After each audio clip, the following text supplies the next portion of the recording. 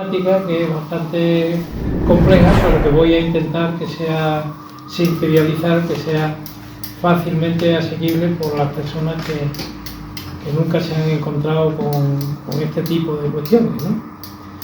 Incluso para aquellos que son entendidos en la mecánica cuántica, pues que les pueda ser útil, ¿no? Entonces ya hemos dado dos charlas. La primera la dediqué a hacer una panorámica de cómo se desarrolló la ciencia física fundamentalmente, a lo largo del siglo XIX, hasta llegar a las puertas del siglo XX, en el año 1900, en donde Planck pues propone una cuantización de la energía, que lo hace el día 14 de noviembre de 1900. Entonces hicimos una panorámica, como decía, analizando todas las corrientes que había en el siglo XIX, empezando desde la configuración del sistema periódico de los elementos, un poco un desarrollo histórico, luego la absorción y emisión de radiación electromagnética, etcétera, hasta llegar a un punto que yo creo que es crucial, que es cuando un físico importante que vamos a ver hoy, que es Bohr, pues propone por primera vez un modelo de átomo en donde introduce de forma ad hoc, es decir, no deducida ni razonada, introduce la cuantización del momento angular. Entonces, a partir de ese momento se produce en toda Europa, que era la que estaba al corriente de esa cuestión, en todos los centros más importantes, fundamentalmente, como vais a ver hoy, en Alemania, en parte de Austria, en parte en París hay una persona también que se mete en esa corriente, pero fundamentalmente en toda la zona de Alemania y Austria y Suiza también, porque en Suiza a quien tenemos es a otro de los pioneros de la cuántica, que es Albert Einstein, aunque Albert Einstein pues luego ya abandonó el concepto cuántico e incluso pues estuvo intentando demostrar que eso no funcionaba, ¿no? Entonces, bueno, pues como decía, a partir de 1900 empieza a bullir un poco hasta que se introduce en todo el ambiente físico y se introduce la cuantización de la energía, pues a bullir el hecho fundamental de la cuantización, ¿no? Y empieza a haber una serie de científicos que, sin haber entendido la cuantización tal como Planck la había desarrollado, pues intentan resolver los problemas que entonces todavía estaban sin resolver, introduciendo el cuanto de acción, ¿eh? Eso va a durar hasta 1913, en donde Planck introduce el cuanto de acción en el modelo atómico que había desarrollado Rutherford y de alguna forma pues resuelve el problema para el átomo de hidrógeno a primera vista, ¿no? Lo resuelve.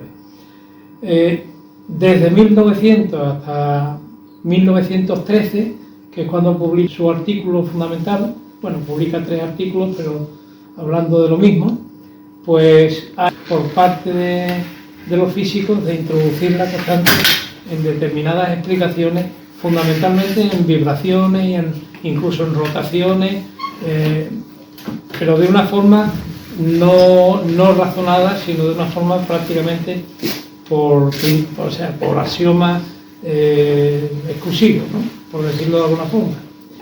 Entonces, a partir de 1913, pues ya, como vais a ver hoy, pues se va evolucionando en la ciencia física hacia un nuevo paradigma, para explicar los fenómenos del universo. Y Eso fue lo que vimos en el primer seminario.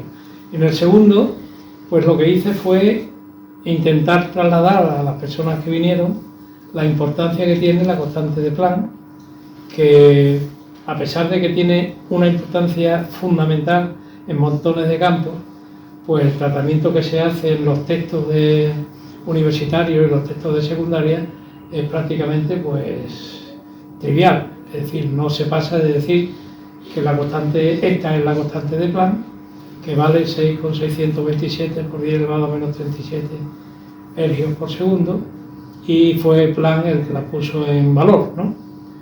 Aparte de eso ya no se habla de la constante de Planck ni se dice cuál es el significado último que puede tener.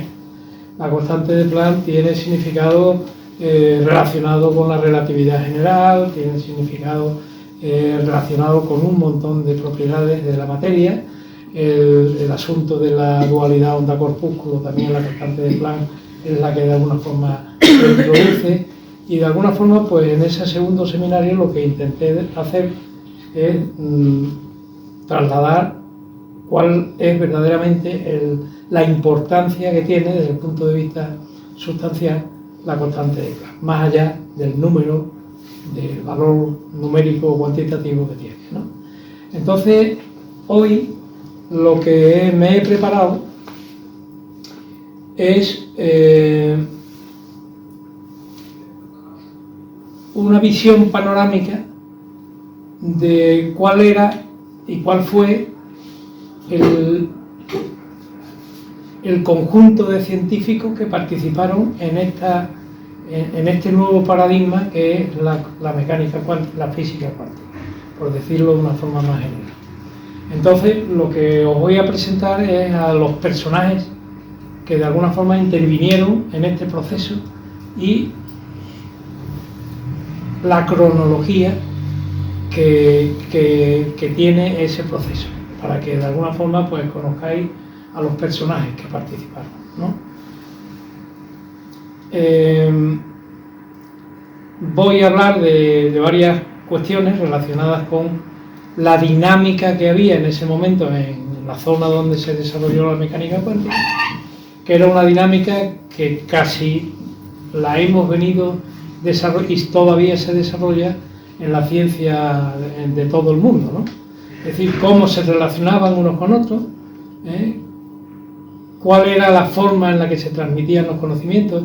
Fijaros bien que el movimiento inicial empieza en Alemania, empieza en Berlín, con Planck, que era el que estaba en Berlín, pero luego pues se traslada a Leipzig, por ejemplo, se traslada también a Göttingen, se traslada a otros centros alemanes que en ese momento pues están en condiciones de entender lo que se había empezado a desarrollar en ese momento. El que sean alemanes quiere decir que sus comunicaciones y sus investigaciones y sus resultados los trasladaban en alemán, de manera que ese mensaje nuevo no fue un mensaje al principio entendible porque lo entendían los alemanes. Luego participaron los austríacos, luego participaron algún que otro francés que por su formación pues conocía el alemán, pero con esto quiero deciros que inicialmente el problema que hubo de entendimiento de la mecánica cuántica fue un problema de lenguaje, y por eso tardó tanto y salió con tantos problemas la interpretación de la mecánica cuántica. Luego hubo algunos movimientos de conexión entre los científicos que fueron los congresos Solvay que se organizaron a partir de 1911. Ya veréis que participan en esos congresos al principio pocos científicas, una, por decirlo de alguna forma, que fue Marie Curie, hasta el año 1936, quiero recordar, o 35. La única persona que participaba en esos congresos era Marie Curie, Se ve a ella sola ahí rodeada de grandes creadores de la física. Luego, tímidamente, el número de mujeres que interviene pues se va aumentando. Aparece por algún lado Lise Meitner, que estaba trabajando sobre la radioactividad. Aparece también la hija de Marie Curie, que también le dieron el premio Nobel. Y va para usted de contar. Nos llevamos hasta 1960 o 1965 y el plantel de estos congresos Solvay, que fueron los más importantes y los que de alguna forma le dieron cobertura a la formulación final de la mecánica cuántica, pues veréis que la participación femenina fue escasa, pero sin embargo todos estaban reunidos, todos se comunicaban. Hubo un movimiento, una transferencia y una movilidad de científicos de unos sitios a otros, y como también eso intentaré que hagáis, o salgáis con una idea más o menos global de cómo se movían, dónde estaban, y cómo se comunicaban en ese periodo de casi 15 o 20 años en donde se consolida la mecánica cuántica. Bueno, pues eso es lo que vamos a ver hoy.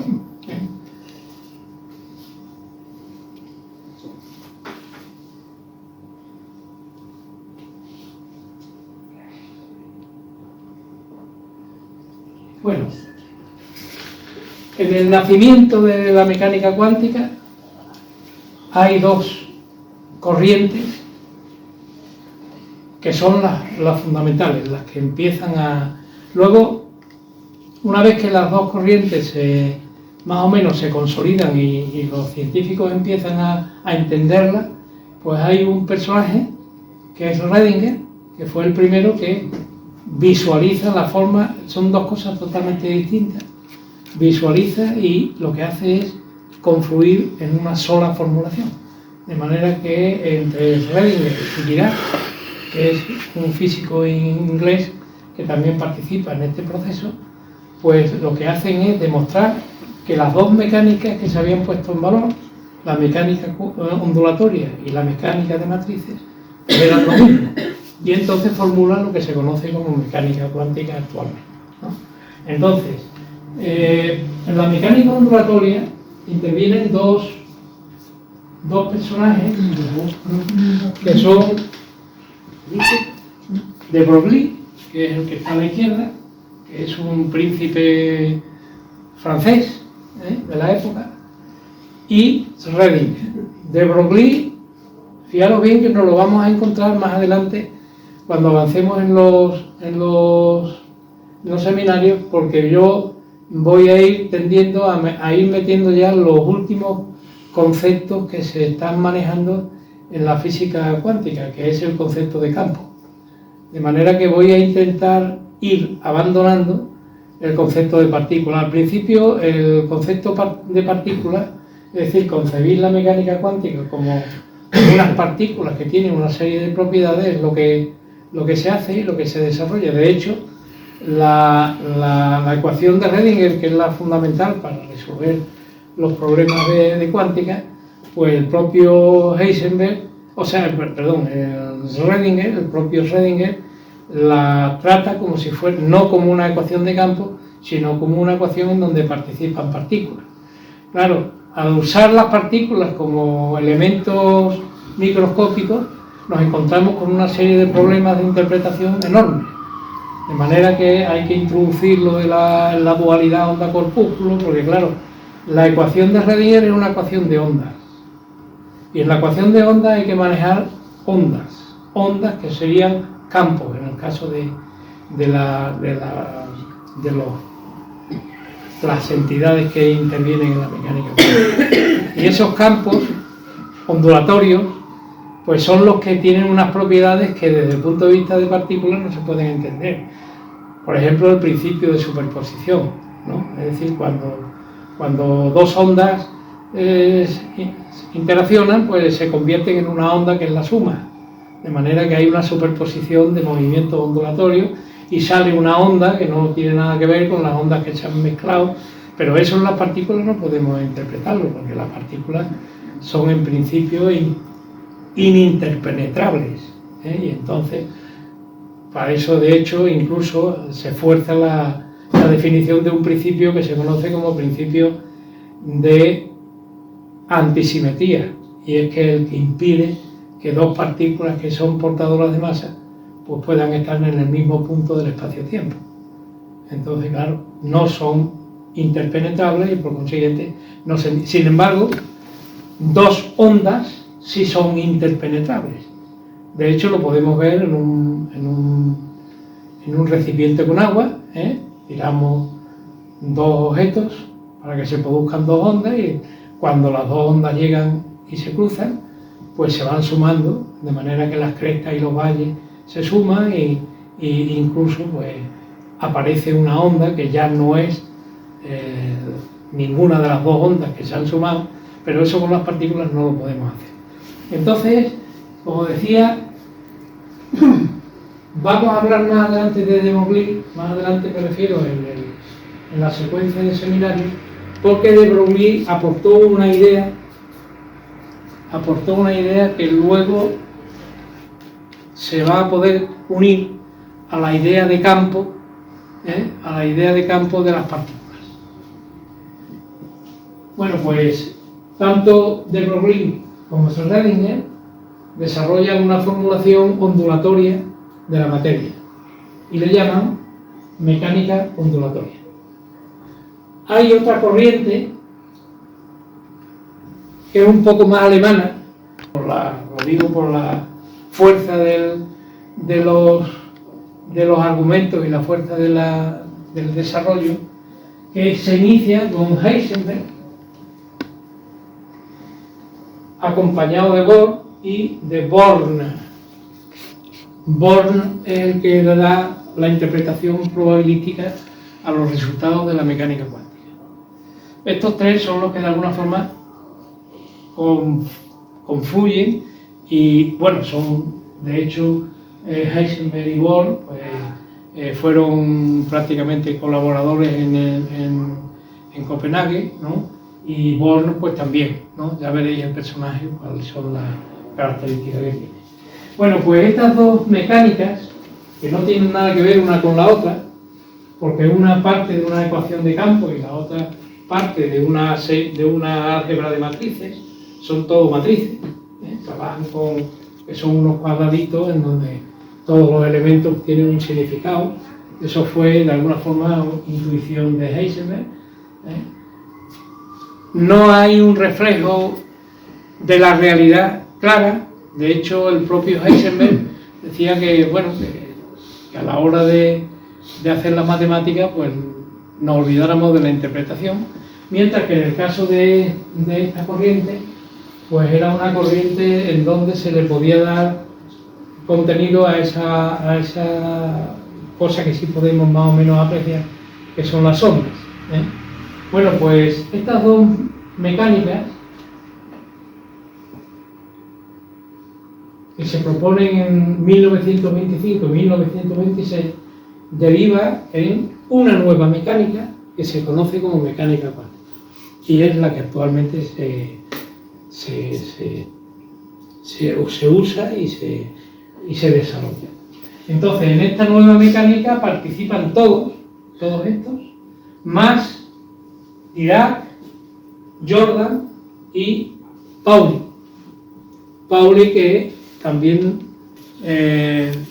aporta, de hecho hay un principio que es el principio de exclusión de Pauli, que es más o menos lo que os he contado antes, el principio de antisimetría, que es el que impide que la función que describe a los sistemas físicos pues pueda proporcionar la posibilidad a dos partículas o a dos entidades microscópicas de estar en el mismo punto del espacio-tiempo. Digo espacio-tiempo porque, pues si digo espacio, puede haber dos partículas que puedan estar en el mismo punto del espacio, pero a distinto tiempo. Pero cuando ya utilizamos las cuatro dimensiones, pues ya no hay posibilidad de equivocarse. Bueno, de lo que os voy a hablar Primero os voy a hablar de los personajes y las instituciones, es decir, dónde se desarrollan y quiénes desarrollan esta nueva teoría, este nuevo paradigma. ¿Y en qué sitio, en qué lugar? Luego os daré una visión genérica de la geografía en la que se desarrolla la mecánica cuántica, para que veáis que fue un movimiento muy restringido a Centro Europa. Luego hablaremos un poco de la dinámica de la colaboración, porque hay unas interrelaciones entre unos y otros enormes, de manera que la movilidad de los científicos que participaron era extraordinaria. Iban a Berlín, iban luego a París, iban luego al otro lado, iban a Cambridge, y se hacían estancias de un año o de año y medio, y allí colaboraban unos con otros, de manera que eso fue importantísimo, aparte de la comunicación por escrito, pues entonces no había teléfono, ni había internet, ni había los medios que hay ahora para comunicarse, pero de hecho ellos estaban totalmente comunicados. Luego, el movimiento que consolidó esa movilidad, pues fueron los congresos que se organizaron, que empezaron a organizarse, sobre todo el que yo he comentado antes del Congreso Solvay, que fue fundamental, como vamos a ver. Luego os hablaré entonces de los congresos. Aquí esta es la foto fundamental, bueno, la foto más importante de los congresos Solvay, en donde están todos los padres de la química cuántica, de la física cuántica. La única mujer que hay es Marie Curie, que está aquí, y bueno, ya lo veremos. Y luego otras dos cuestiones también importantes que suceden en el periodo en el que se desarrolla la mecánica cuántica, y es que hubo dos guerras mundiales. Entonces, a todos los físicos que intervienen en este proceso les cogen las dos guerras mundiales, a unos antes y a otros después, de manera que la comunicación desaparece del 14 al 18 y desaparece del 40 al 46, ¿no? Los congresos Solvay también se interrumpen, aunque hubo algunas reuniones que se hicieron entre científicos que fueron en mitad de la Primera Guerra Mundial. Entonces se reunieron, pero bueno, la verdad es que en ese momento, precisamente en Centro Europa, pues las dos guerras mundiales hicieron. Hubo otra cuestión también importante que la hablaremos, que fue el desarrollo del proyecto Manhattan en Estados Unidos para la elaboración y el desarrollo de la bomba atómica, en donde muchos de estos científicos que aquí vamos a hablar, de los que vamos a hablar, pues se fueron a Estados Unidos y participaron en unas universidades y en otras en la construcción de la bomba atómica. En Alemania hubo otro intento que se conoce como Proyecto Uranio. El Proyecto Uranio también intentó poner en funcionamiento la bomba atómica en Alemania. También algunos científicos de los que vamos a hablar participaron en ese desarrollo, que eran alemanes, aunque luego pues al final prácticamente abandonaron la ideología. Por ejemplo, Heisenberg participó en el proyecto Uranio, y hubo algunos más que también participaron, de los personajes, de los padres de la mecánica cuántica. Bueno, de eso es de lo que vamos a hablar.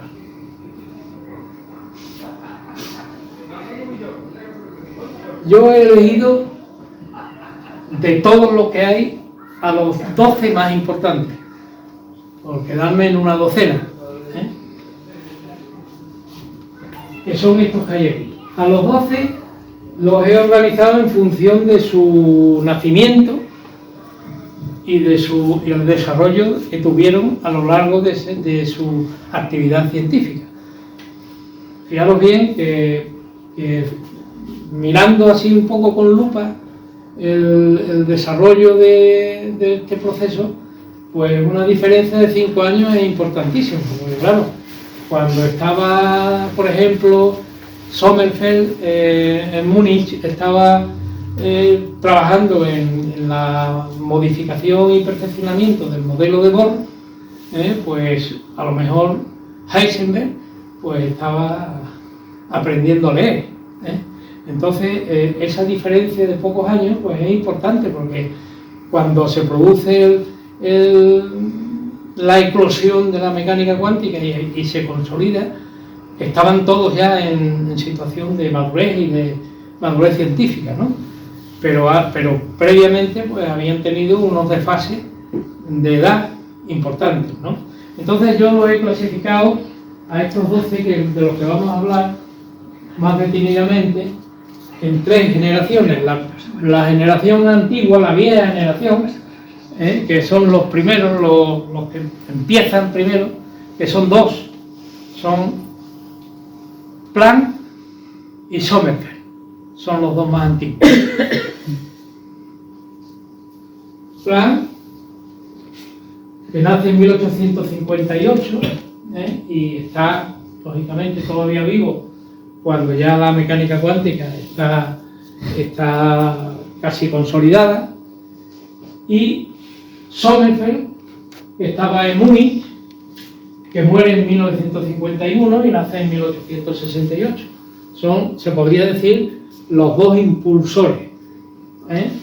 Planck un poquito menos activo que Sommerfeld. Sommerfeld fue un profesor con un montón de discípulos, y prácticamente los más importantes todos pasaron por su despacho, ¿no? Por decirlo de alguna forma, no por su laboratorio, porque todos son teóricos. Luego la generación intermedia estaría formada por 5 personas. Ehrenfest, que fue un cuántico que murió pronto porque se suicidó. Decía Einstein que Ehrenfest pues se suicidó porque no era capaz de admitir que su incapacidad para seguir desarrollando la ciencia. Eso es lo que dice Einstein. Yo hay algunas cosas de Einstein que no me fío de él.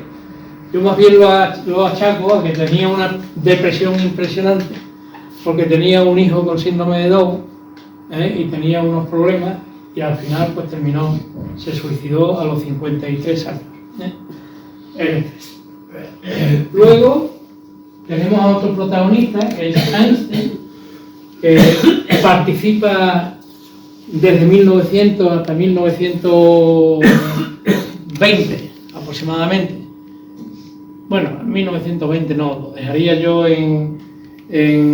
porque después del modelo de Bohr, donde se introduce la constante de Planck de forma ad hoc en la descripción del átomo de hidrógeno, pues Einstein participa en la explicación de la capacidad calorífica, en fin, participa en una serie de hitos de aplicar la constante de Planck a determinados procesos físicos, aunque yo es que a Einstein, me vaya a perdonar, pero desde que me enteré que a Mileva la tenía maltratada. La Mileva es la que está en el cuadrito, ¿verdad? Sí, la Mileva la pongo en el cuadrito porque sí, la pongo, me disculpáis que la haya puesto, pero Mileva estuvo en el meollo. ¿Y por qué no la has puesto en grande? No, porque tampoco quiero pasarme.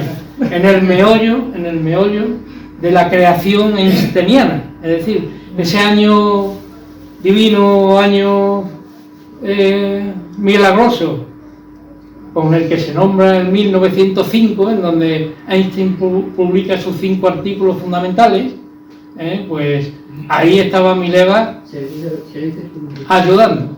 Estaba Mileva ayudando. De hecho, en alguna ocasión lo he dicho, Mileva se fue 6 meses como mujer y libre a Heidelberg a asistir a las clases de Lennart para entender lo que era el efecto fotoeléctrico. Se fue ella sola y luego volvió, y en 1905 aparece el artículo de Einstein firmado solo por él, Y al final luego en el 1921 le dan el premio Nobel a Einstein por el efecto fotoeléctrico. Y luego a los 2 años, quizá un año y medio, Einstein va a Zúrich a llevarle el dinero del premio Nobel a Mileva. No hay ninguna noticia de por qué le da el dinero del premio Nobel a su exmujer. Tenía 2 hijos. Sí, pero tenía 2 hijos, tenía un hijo que tenía problemas mentales, estaba incluso hospitalizado, ¿no? Y sin embargo, pues quien había cuidado a los hijos, lógicamente era Mileva, porque se habían divorciado en 1917, 1918. Bueno, por eso siempre me gusta poner a Mileva, porque merece un recuerdo. El siguiente es Born, que ya os he comentado que fue el que de alguna forma introduce el concepto de probabilidad en la interpretación de los resultados mecanocuánticos. Luego, Schrödinger, ¿cómo no? Y finalmente, Bohr. Bohr, que desarrolló un papelón importante en la mecánica cuántica después de haber hecho la propuesta esa que hizo de modelo atómico estable, ¿no? Porque realmente lo que introduce fue una cuantización del momento angular y con eso de alguna forma pues el modelo de Rutherford, que era un modelo inestable, pues lo que hace es estabilizarlo y de alguna forma justificar cuantitativamente los espectros del átomo de hidrógeno. Bueno, pues estos son los 5 que nos vamos a encontrar. Y luego está la nueva generación, que él ya nace un poquito más tarde, en 1892, casi ya a finales del siglo XIX, Luis de Broglie. Tenemos a Pauli, también es otro importante padre de la mecánica cuántica, que también muere relativamente joven. Tenemos a Heisenberg, que también es de la nueva generación. Tenemos a Jordan, que fue el matemático fundamental,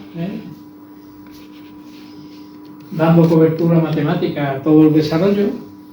Y tenemos a otro ingeniero que es Dirac, que también fue importante y también merece la pena que nos acordemos de él. De manera que esos son los 12 personajes con los que yo de alguna forma he montado la charla de hoy. 3 fueron judíos. De hecho, tenían antecedentes judíos. Tanto Ehrenfeld como Einstein, ya sabemos que no era practicante, pero la madre tenía un carácter que no os podéis imaginar. La madre de Einstein, que fue la que de alguna forma forzó el divorcio de Einstein porque no tragaba a Mileva, y de hecho Einstein se casó con una prima suya, por no casarse con una de las hijas, porque realmente él, aquí quien le gustaba era una de las hijas de la prima, pero se casó con la madre. Es un personaje interesante desde el punto de vista psicológico, porque cuando uno ve los escritos y tal, pues se ve que es una persona sólida conceptualmente, pero luego como persona, tiene una serie de baches que son bastante contradictorios. Bueno, ahí los tenéis a todos. He hecho un cronograma para que veáis un poco el desfase de la vida de cada uno. Estas son las líneas de vida de cada uno de los 12. ¿Veis? He dibujado aquí esto representa el periodo de guerra de la Primera Guerra Mundial, y esto es el periodo de la Segunda Guerra Mundial. Todos, de alguna forma, sufren las 2 guerras mundiales. Todos.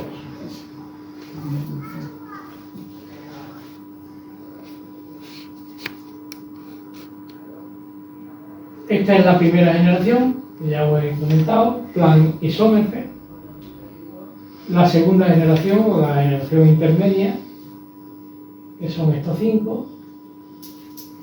Y finalmente, la generación nueva.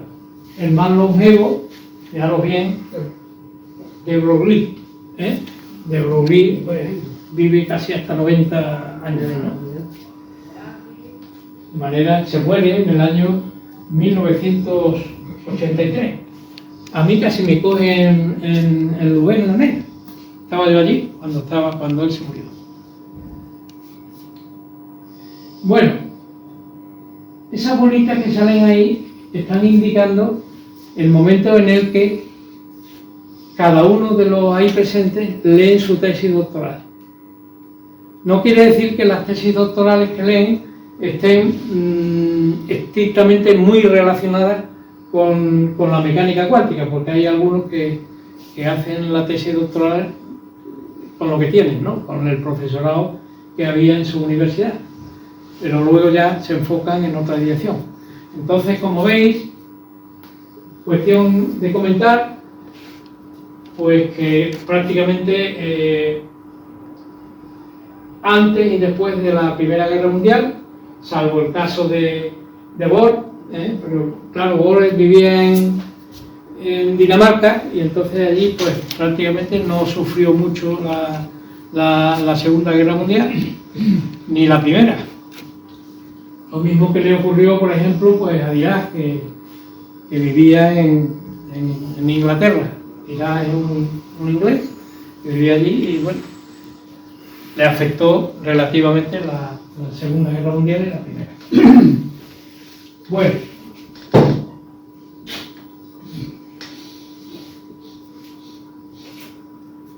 el periodo de 1906 a 1926 es el periodo en el que se consolida la mecánica cuántica, en donde ya prácticamente se puede decir que está empezando a rodar y está empezando a ser utilizada para interpretar el microuniverso. Este periodo en donde las aportaciones fundamentales pues proceden a partir de Bohr de todo lo demás.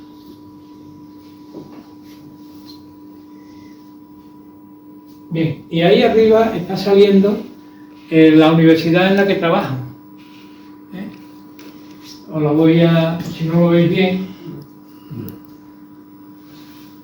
Planck desarrolla toda su actividad en Berlín, en el Instituto de Física de Berlín, que ahora lleva el nombre de Max Planck.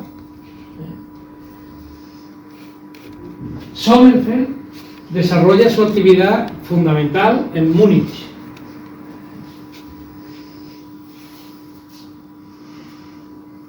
Ehrenfest en Austria, en Viena, que es donde desarrolla su actividad. Einstein,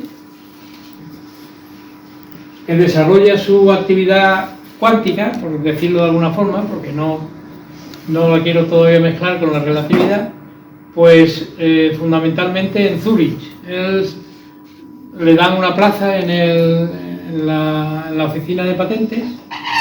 Por cierto, que la oficina de patentes no tienen mucho que ver con la cuestión científica, sino que ahí hay una cantidad de burocracia absolutamente impresionante, ¿no?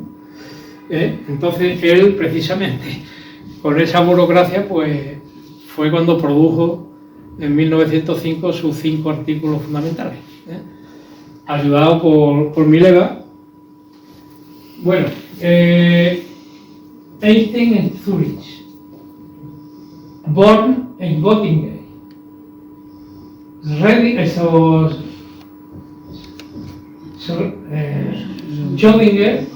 Redinger en Zúrich, Bohr en Copenhague,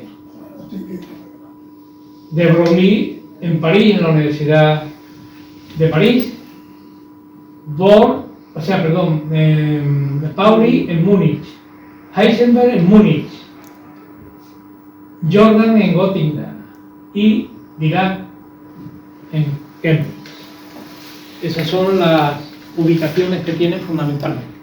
Hay mucha movilidad, sobre todo al principio, mientras están desarrollando la tesis doctoral, están empezando a coger fuerza, hasta que sacan la cátedra. Por cierto que el que saca la cátedra antes, desde el punto de vista de la edad, fue Heisenberg, que la sacó a los 22 años, ¿no? O sea, una persona que prácticamente, bueno, ya veréis que Heisenberg pues tiene una vida muy activa. Bueno,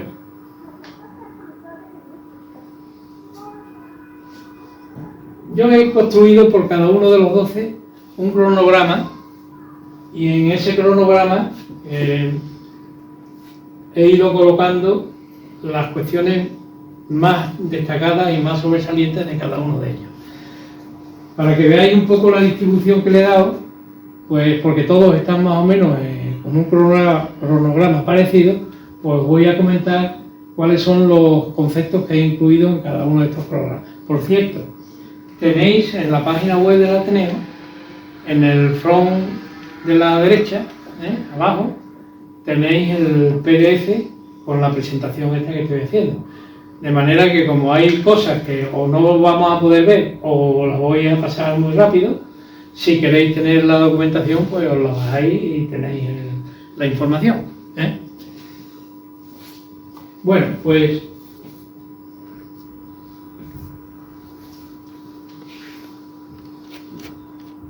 Max Planck nace en Kiel, en Alemania, en 1858 y fallece en 1947.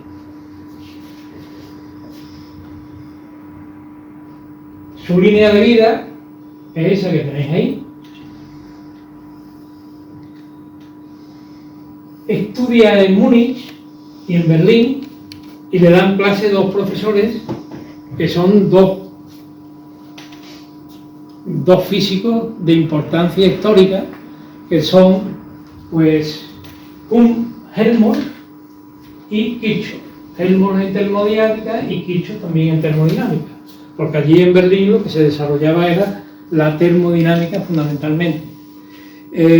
Decía precisamente Planck en uno de los libros que tiene publicado que Helmholtz era un desastre, que no se preparaba las clases, que se equivocaba, que de pronto se le olvidaba una cosa y tenía que dejar la clase, y que era un desastre.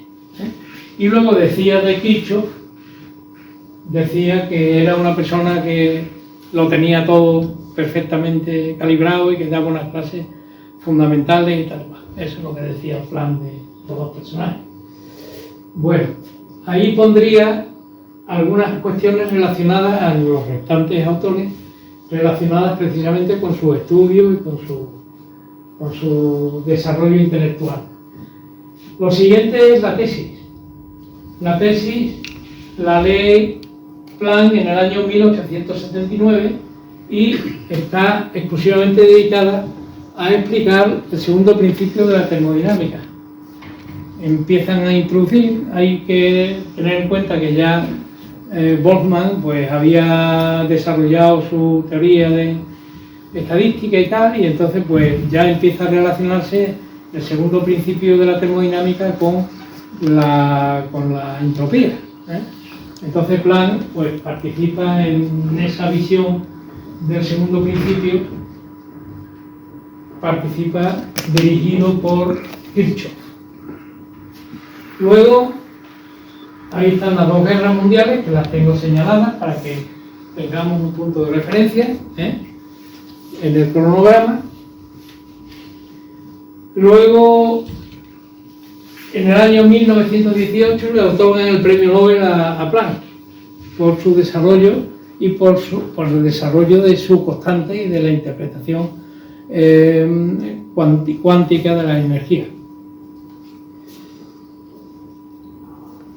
Planck, algunos pensamientos relacionados con su ideología científica, pues Planck creía que la realidad es una cosa evidente, que no hay que cuestionarla, que no podemos utilizar una teoría como la cuántica para decir que la realidad no existe, a pesar de que hay paradojas que nos llevan a eso, a interpretar que la intervención del científico en el objeto observado pues está produciendo una anomalía tal que no vamos a entender ni vamos a saber cuál es realmente el comportamiento de la realidad.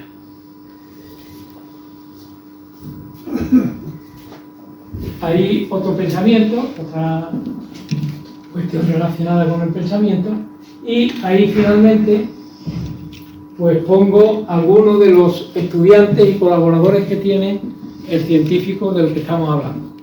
De manera que algunos discípulos de Planck fueron pues Max Abraham, Moritz Schlick, que fue un personaje interesante desde el punto de vista de filosofía y de la lógica, puesto que participó, fundó el Círculo de Viena. Tenemos, por ejemplo, a Max von Laue, que le dieron el premio Nobel en 1914, que fue discípulo de Max Planck.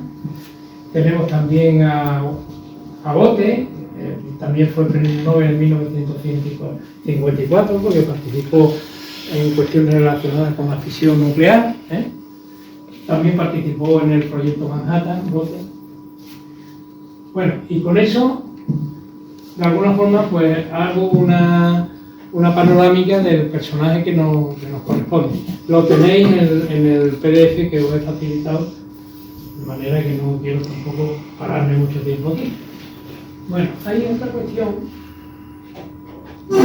me parece que está aquí, en donde os presento los artículos que publicó, los primeros 10 artículos que publicó Max Planck en su desarrollo científico. Entonces, fundamentalmente dedicados a termodinámica.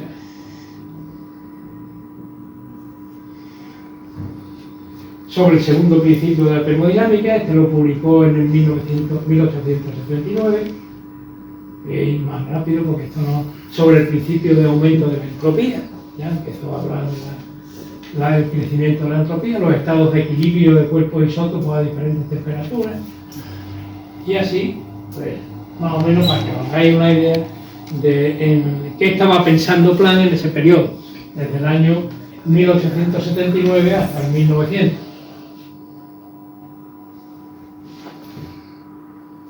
¿Vale? Bueno.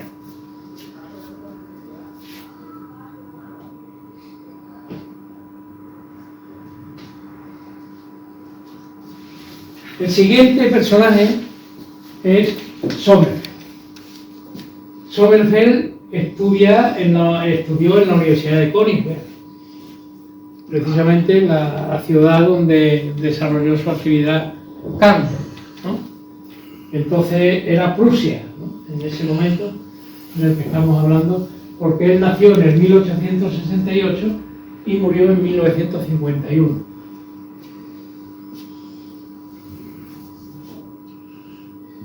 La tesis doctoral está dedicada exclusivamente a las matemáticas, con la idea de desarrollar una teoría del movimiento de electrones en campos electromagnéticos.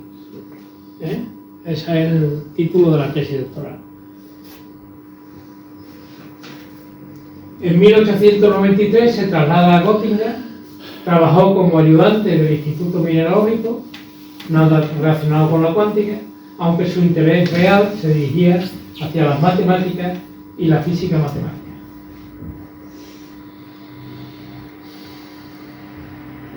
En 1906 saca la cátedra de física en la Universidad de Múnich. Y desde entonces, como veis ahí,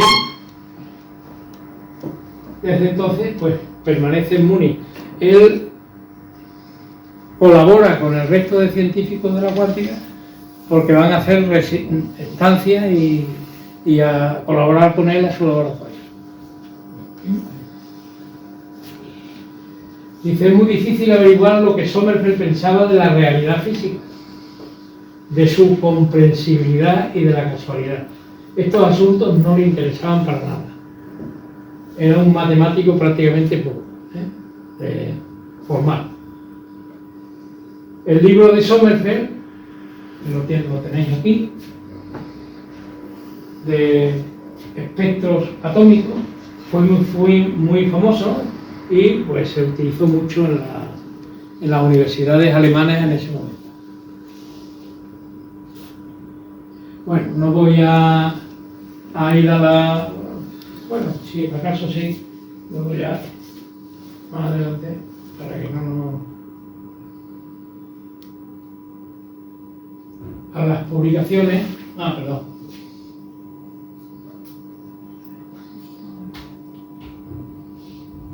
Me parece a mí que... Sommerfeld.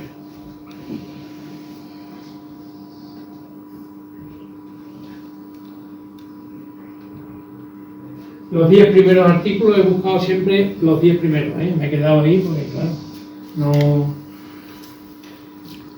Todos están escritos en alemán, La traducción la he hecho como he podido, sobre las funciones arbitrarias en la física matemática, una contribución a la teoría general de las funciones analíticas de varias variables, etcétera, etcétera. Teoría matemática de los fenómenos de difracción, sobre la propagación. Es una especie de puente entre el matemático formal, el matemático puro, y partes de la física que se prestan a que se haga un desarrollo matemático. Realmente es lo que se ve ahí.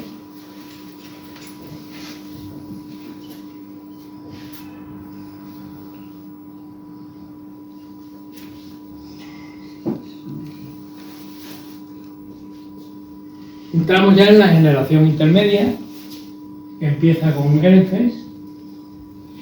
Fue discípulo de Boltzmann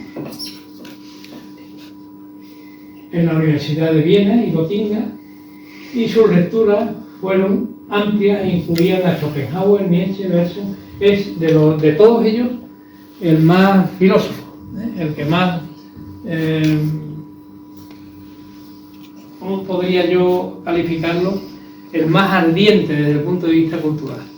También Redinger también es culturalmente ardiente porque, no sé si sabéis, tiene algunos libros que están dedicados a los filósofos presocráticos, algún libro dedicado muy famoso, que se hizo muy famoso, que es La vida. Pero esos son los dos, los demás son de machamartillo. Bueno, Ehrenfest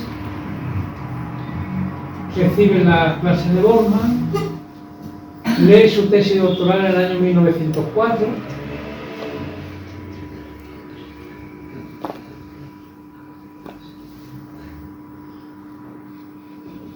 como veis vive 53 años, Dice, Einstein le escribió porque era muy amigo de Einstein. De hecho, al principio, cuando Einstein estaba todavía con Mileva, pues solían salir o verse con Sommerfeld, con Ehrenfest y con la mujer, ¿no? Dice, Ehrenfest se casó con una rusa, la tenéis ahí, Tatiana Afanasieva, esta señora que está aquí. Bueno, pues salían y eran muy amigos. Dice, él es uno de los pocos teóricos que no ha sido privado de su inteligencia innata por la epidemia matemática, que es lo que le dice Einstein a Ehrenfest. En relación con su suicidio, Einstein escribió que a menudo Ehrenfest se había sentido incapaz para las tareas de investigación y que este sentimiento solía deprimirle y entraba en depresión. Luego, el detalle ese que os he comentado, que tenía un hijo con síndrome de Down y que, bueno, que posiblemente todo ayudara a que él sufriera las depresiones. Bien, Einstein nace en 1879 y muere en 1955. Estudia en el mismo aula que Mileva, en el Instituto Federal de Tecnología de Zúrich. suspendió los exámenes de zoología, botánica e idioma y finalmente fue admitido y estudió desde 1897 hasta 1900. Fijaros bien, en 1900, cuando ya terminan los estudios Einstein, es cuando Planck propone su constante. Todavía no había trascendido ese descubrimiento tan importante para la física. Permaneció en la oficina de patentes de Berna desde 1900 a 1909, prácticamente el periodo más productivo de Einstein. Estaba trabajando en la oficina de patentes. Y, nunca mejor dicho, la oficina de patentes.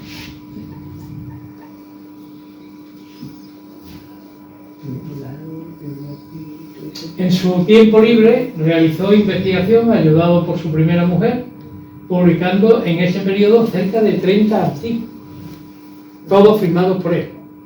Bueno, eso es una costumbre que había en ese momento, en donde el que firmaba era uno solo. No se reconocía la cooperación ni la participación de ningún otro investigador, ¿verdad?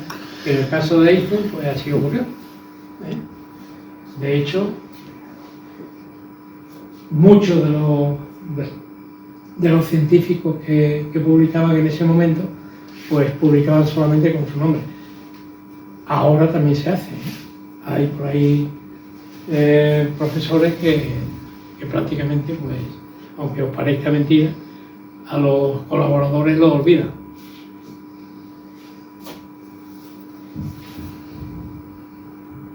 La cátedra en Berlín la saca en el año 1933. Fue un poco lento en situarse en una universidad. Luego se fue a Estados Unidos desde el 1933 hasta el 1955, precisamente pues exiliado porque los perseguían los nazis. Desde el punto de vista epistemológico era un realista, también era como Planck, una persona que defendía la realidad, que no entendía algunos de los problemas de las interpretaciones de la mecánica cuántica, que no son realistas, sino que, entonces, de hecho, estuvo prácticamente desde el 1920 en adelante pues en contra de la mecánica cuántica y siempre estaba con los ejemplos mentales y tal, y con las discusiones con Bohr y con todos los cuánticos para de alguna forma demostrar que la mecánica cuántica pues faltaba algo, ahí no estaba todo completo. De hecho, publicó un artículo que se hizo famoso, que se conoce como el artículo de Einstein, Podolsky y Rosen, en donde pues pone en evidencia un poco la no localidad que podría representar el trabajar con la cuántica. Le conceden el premio Nobel en el año 1921. Yo quería comentaros que en el año 1920 se constituye una asociación anti-Einstein en Alemania, en donde participan 2 premios Nobel y algunos otros más, en donde dicen que eso de la teoría de la relatividad es un cuento chino y que no se lo creen y que eso no es ciencia alemana. Esa es ¿quiénes estaban en ese pool de anti-Einstein? Pues vamos a verlo.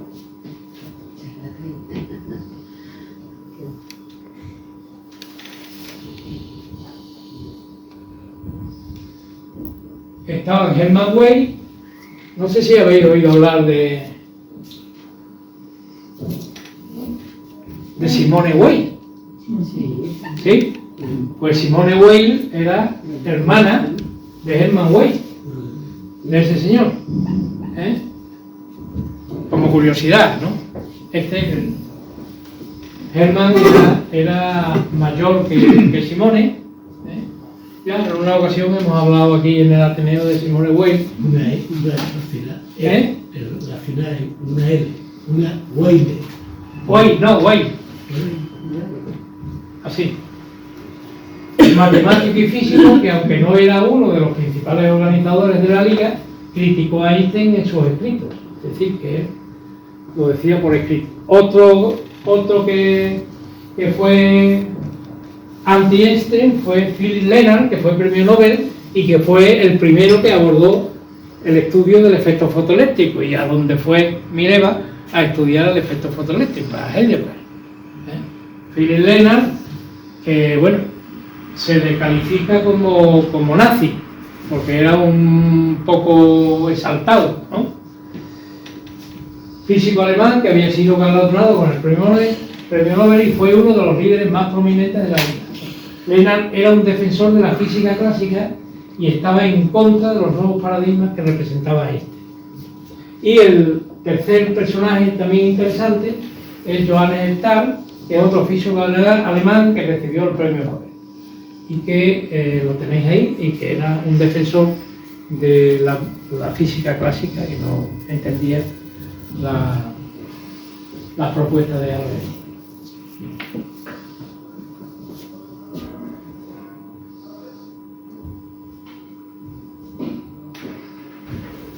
Bueno,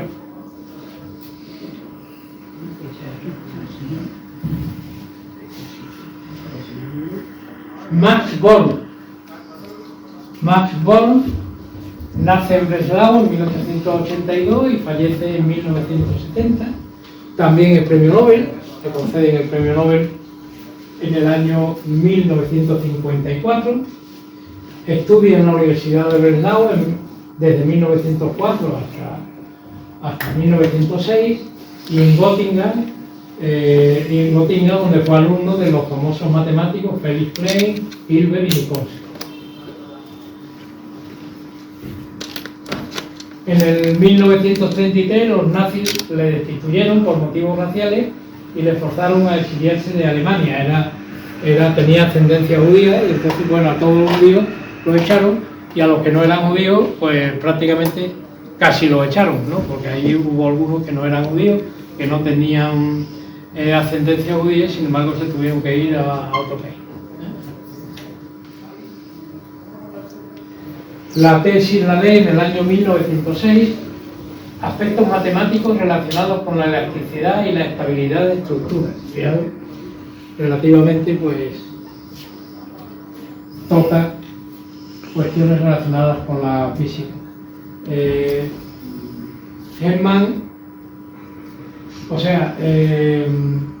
Max Born dice: hemos llegado al final de nuestro viaje por los abismos de la materia.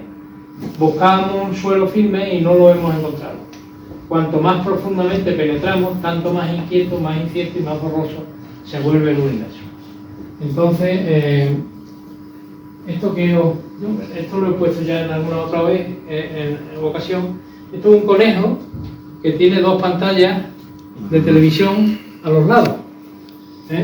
Entonces, una de las pantallas está observando a un pez que está en una pecera, lo está observando por un lado. Y en el otro lado, ahí, la pantalla esta, pues hay otra cámara que está enfocando al pez frontalmente. Entonces el conejo no sabe que existe esa situación, y entonces lo que ve es que cuando el pez hace así, pues en una pantalla, pues ve que la otra complementariamente pues también se mueve, de manera que no ve el pez entero, pero sí lo que ve es que hay una sincronía entre un movimiento y el otro del pez, y entonces a eso pues lo relaciona con el principio de complementariedad que luego intenta enunciar Born un poquito más adelante. Eso está también. Este tipo de paradojas son muy interesantes, pero reflejan claramente cuál era la forma de pensar de estos científicos, que lo que hacían era matemática realmente. Estudiante, pues con Max Born, pues tuvo pues varios premios Nobel como discípulo. Incluso pues tuvo en su María Goeppel-Meyer fue el premio Nobel, Delbruck, que también lo fue, Oppenheimer y Weizsäcker. Bueno, seguimos, para no...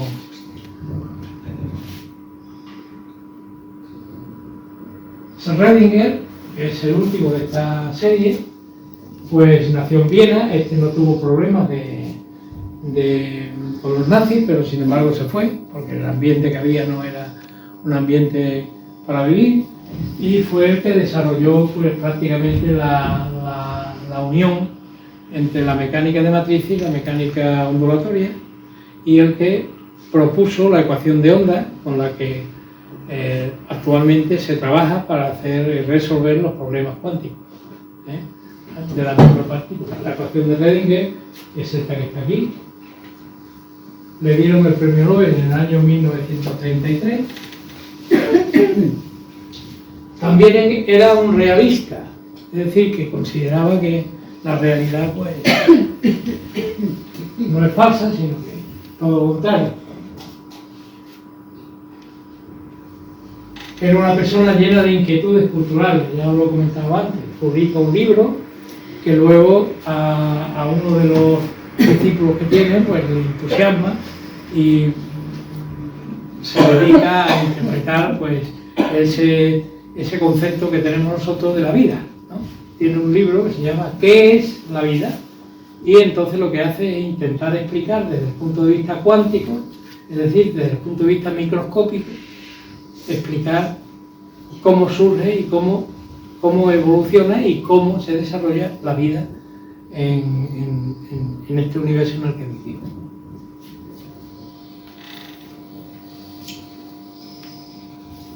Publica su tesis doctoral en el año 1910, dirigida por Hasenauer, y dedicada a la teoría de los gases. Entonces estaba en boga la influencia de Boltzmann. Solo en lo que se refiere al determinismo puede decirse que su posición era ambigua, es decir, que no comulgaba ni con el indeterminismo ni con el determinismo. Un montón de discípulos y de colaboradores que los tenéis ahí, montones de... O sea, Hermann Weyl, Felix Bloch, Friedrich Hahn, Paul Dirac, el Nobel, el inglés que pronto hablaremos de él, John von Neumann, que es otro personaje muy importante, que desarrolla... Neumann participó también en el proyecto Manhattan y desarrolló la teoría de juegos que conocemos actualmente. Linus Pauling, que es otro premio Nobel, doble premio Nobel, en química y en física.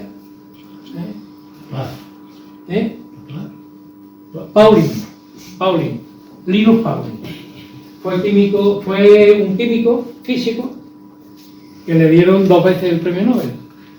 Uno por la química y otro por la paz. Ya sabéis que también dan premios Nobel por la paz.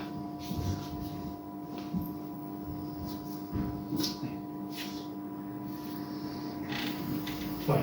Paco, Sí. ¿puedo preguntar una cosita? Claro.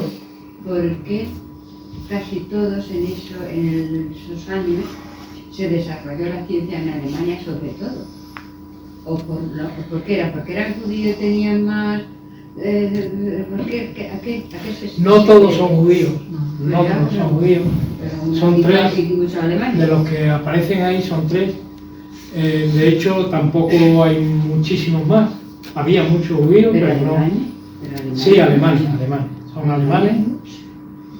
¿Por qué? Pues porque en ese momento Alemania tenía un desarrollo económico y social explosivo, y había una vitalidad en las estructuras alemanas enorme, y entonces, bueno, pues mientras estábamos nosotros aquí en España, pues mirándolo así de reojo y escribiendo en los periódicos, pues estaban ellos. ¿En Inglaterra, ingleses? Sí, no, ingleses menos, porque el nacimiento de la idea cuántica aparece en Alemania.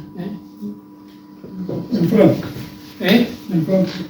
En Francia. No, en Francia no. En Francia el único que destaca es de Broglie, pero de casualidad, casi, ¿no? Dirá que es de origen francés. Bueno, pero dirá en inglés, Padre. dirá en inglés. Él, de hecho, realmente incluso cuando organiza el Congreso Solvay que le toca, pues lo organiza en Inglaterra, es decir, que no tiene ninguna relación. A Portugal no lo ponemos, a España tampoco, a Italia tampoco. Bueno, en Italia hubo uno que fue Fermi, que fue el padre de la cuántica y de la relatividad, o sea, de la radiactividad en Italia, y que formó una escuela bastante grande, pero bueno, pues no solo Fermi, y ya muy avanzada el siglo XX, ¿no? Bueno, y Bohr. Bohr es otro personaje que aparece en Dinamarca. En Dinamarca tenéis ahí un poco de algunos. Dice, se entusiasmaba por leer los libros del filósofo Kierkegaard y perteneció más tarde a un club intelectual llamado Eclíptica, en el cual se discutían cuestiones de tipo filosófico y epistemológico. Bohr era una persona como diría yo, de una gran envergadura, muy pausado cuando hablaba y bastante sosegado a la hora de pensar y de razonar, y tuvo un montón de discípulos. De hecho, casi todos los cuánticos de renombre y que fueron premios Nobel pasaron por el instituto que se le creó en Dinamarca, en Copenhague, que fue el Instituto de Física, y que hoy día se llama Instituto Bohr.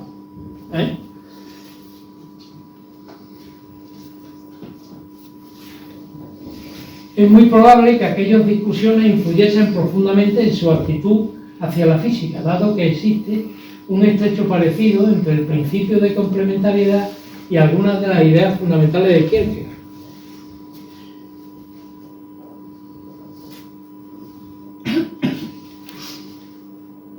En Cambridge asistió a las clases de Dartmouth, Johnson y Jeans en marzo de 1912. Él leyó la tesis doctoral en Copenhague, dirigido por un profesor de allí de Dinamarca, que lo dedicó a la teoría electrónica de los metales.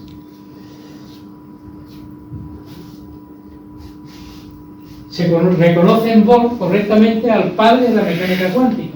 Su principio de complementariedad, que hemos comentado hace poco, fue esencial para proporcionar el marco lógico fundamental a todas aquellas contribuciones teóricas distintas que se habían ido presentando desde 1924 hasta 1927. Nunca formuló definitivamente el principio de complementariedad, sino que más o menos dijo que los sistemas microscópicos, los entes microscópicos funcionan como partículas o como ondas en función de cómo se observen y cómo se vayan a medir. De manera que si yo utilizo un aparato que mide el comportamiento de partículas, pues los sistemas microscópicos dan una respuesta como si fueran partículas. Pero si las mido como si fueran ondas, de esto ya hablaremos más adelante porque tenemos ocasión de ver ejemplos magníficos, pues se ven como ondas. Entonces, el principio de complementariedad, que sería el que hay un complemento, lo de las dos pantallas del conejo, que más o menos, pero nunca hizo una descripción clara y concisa del principio de complementariedad.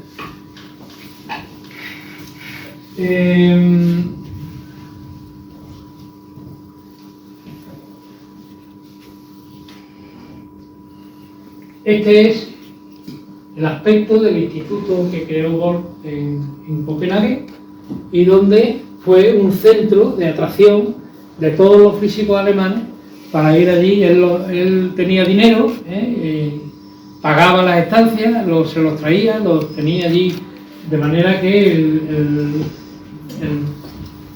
grupo de colaboradores que tuvo pues fue enorme. Realmente, pues prácticamente todo lo más importante lo tenéis ahí. Y bueno, Heisenberg, que fue prácticamente un discípulo, Pauli, Rosenfeld, Gamow, por ejemplo, que es otro físico también importante. En fin. Le dieron el premio Nobel de Física en 1921.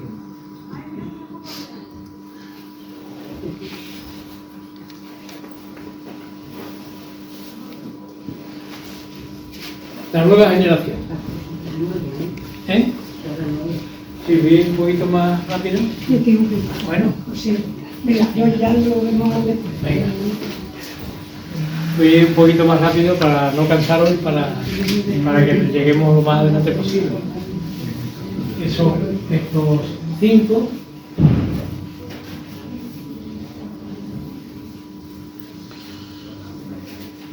Luis de Broglie. En su juventud le impactaron los trabajos de física y matemática. Luis de Broglie, no por ser francés, sino porque él tenía una vida apartada de todo este tinglado. De hecho, si se ven los colaboradores, que también lo he traído, los colaboradores y los discípulos que tiene son casi todos franceses, allí de París. Es decir, que la relación que tuvo con los alemanes fue relativamente, a pesar de que él sabía hablar, además de francés, pues inglés y alemán.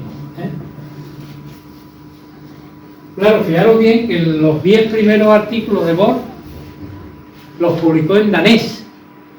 Eso, a ver cómo saca uno. Es un idioma complicadísimo, y además pues en un país que está apartado de Alemania y de España. Entonces, para que esa aportación científica se difunda, pues eso es muy difícil, es mucho más complicado que si lo publicas en una lengua, por ejemplo, ahora. Está lloviendo.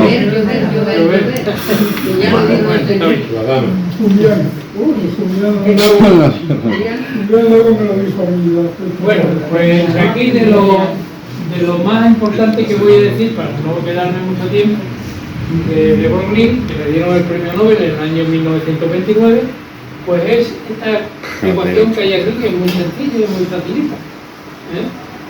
Son nada más que es un signo de igual. En el lado de la izquierda está la constante de Planck, y en el lado de la derecha hay un producto de dos variables. Una variable que exclusivamente, digo exclusivamente, porque su dimensionalidad así lo establece, exclusivamente de ondas, y la otra, la P, es exclusivamente de partículas, es la cantidad de movimiento, es decir, la cantidad de velocidad que tiene un cuerpo, que es el producto de la masa por la velocidad. Entonces, se mezclan en esa ecuación dos magnitudes que son no complementarias, sino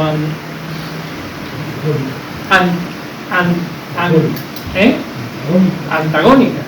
Son antagónicas, porque claro, no se puede imaginar uno que en un medio constituido por partículas, una partícula equivalga a una onda que se produce en ese medio. Entonces ahí aparece la paradoja de la onda y partícula, y entonces el primero que de alguna forma denuncia eso fue de Broglie, con esta expresión que fue la expresión famosa de él. Bueno, pues un poquito, Pauli escribió, mi maestro en lo que a la física teórica se refiere fue el profesor Sommerfeld, y las estimulantes sugerencias que recibí de él y de su círculo y discípulos influyeron decisivamente en mi visión científica. Pauli lee su tesis doctoral dirigida por Sommerfeld en el año 1921, había nacido en 1900, a los 21 años lee su tesis doctoral sobre la mecánica cuántica, que es el título que le da a la tesis doctoral. El premio Nobel se lo conceden en el año 1958.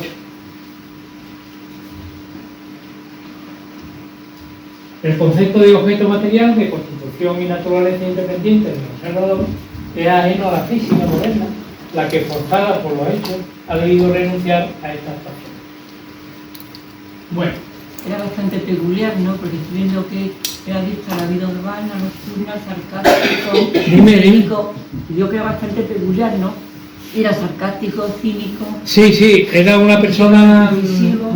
De hecho, en la propia fotografía he puesto la fotografía más amable que he encontrado, porque tiene algunas fotografías que vemos detrás a Hitler, no, pero no, él no fue pro nazi, ¿no? Él no fue pro nazi. Era una persona bajita, pero con mucha fuerza y con mucha... Y muy amigo de Jung, colaborador. Sí. De Jung. Bueno, Heisenberg, lo tenéis ahí. Durante el curso académico 23-24 fue ayudante de Born en Göttingen y al año siguiente trabajó en Copenhague junto con Bohr y con Kramer. En el 25 en Cambridge dio una serie de conferencias. Heisenberg estuvo moviéndose por toda Alemania prácticamente en los primeros 20 años, estuvo moviéndose de unos sitios a otros hasta que recaló en Copenhague y se hizo pues prácticamente colaborador de Bohr. Yo quería que os fijéis en esto. El premio Nobel se lo dieron en 1932. 1932, nació en 1901. Pues sí, ¿Eh? en 22 años. Es decir, que eso me apoya a mí en lo que he dicho de que él se dedicó a movilizarse, buscando información, buscando ciencia por prácticamente toda Europa. Una persona que, bueno, que a los 22 años le dan el premio Nobel, pues ya ha tenido que hacer pues muchas cosas, y no solamente la tesis doctoral, que la leyó en el año 1923. Bueno, con Heisenberg voy a hablaros del proyecto Uranio, porque en el proyecto Uranio estuvo trabajando él y algunos de sus discípulos. El proyecto Uranio era en Alemania, es decir, era la contrapropuesta del proyecto Manhattan. Otto Hahn, que fue el director y el que trabajó con Lise Meitner en la cuestión de la fisión del uranio. Heisenberg fue otro de los que participaron en el proyecto Uranio. Fritz Strassmann, Weizsäcker, Walter Bethe y George Freiberg. Son algunos de los personajes de esa época que trabajaron en el proyecto Uranio.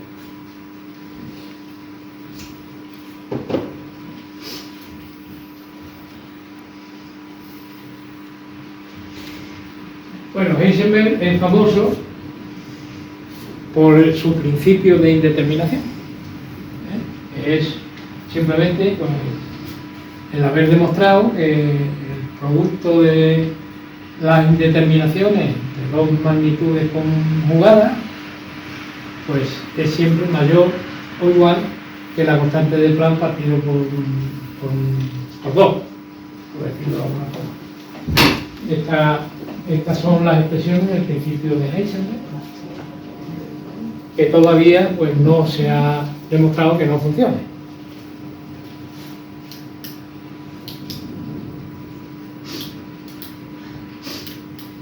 En los años 1926 y 27 los pasó de nuevo en Copenhague, desde donde se trasladó a la Universidad de Leipzig como catedrático de física teórica. Los años, fijaros bien, la temporalidad, ¿no? los años de la guerra los pasó Heisenberg trabajando en el Instituto Max Planck de Múnich, con Sommer.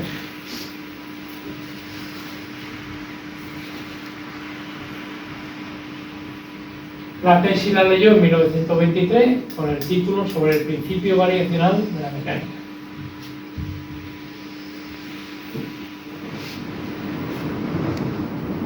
Y ahí tenéis una relación de los colaboradores y discípulos que tuvo, de los más importantes, porque son muchos, son muchísimos, ¿eh?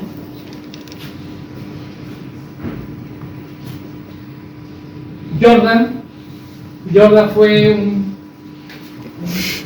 uno de los que no, de los 12, uno de los que no le dieron el premio Nobel, porque se podría decir que fue el que desarrolló la parte básica, matemática, de toda la mecánica cuántica. Entonces, bueno, es lo que pasa con las personas así que no destacan en hechos o en eurekas importantes, sino que lo que hacen es simplemente el armazón o el andamiaje matemático, pues él lo construyó y él lo validó y él colaboró con todos ellos, ¿no? Dice, debido a la época en la que Jordan trabajó, muchos de los científicos que se le asocian no fueron discípulos directos en el sentido tradicional, sino más bien contemporáneos o colegas en la misma área de investigación. Su influencia se extendió a través de sus escritos y contribuciones a la física teórica. Jordan.